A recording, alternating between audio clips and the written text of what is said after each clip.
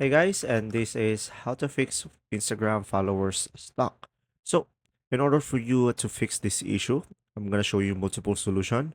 First one is just simply go to the Google Play Store and tap on the search at the bottom and use the search bar at the top and search for the Instagram application.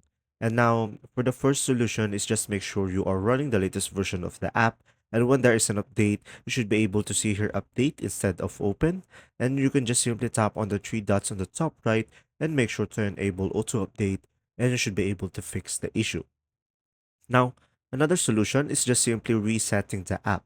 So you can do this by going for the settings and just simply scroll down and go for the apps.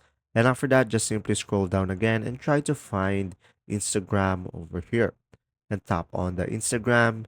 And from here, just simply go ahead and tap on storage and just simply tap on a clear cache and just simply tap on a clear data and tap on OK. And from there, you should be able to fix the issue and you should be able to reset the Instagram application. And from there, you should be able to have your followers updated. And that's pretty much it. If this video was helpful, please like and subscribe, and thanks for watching.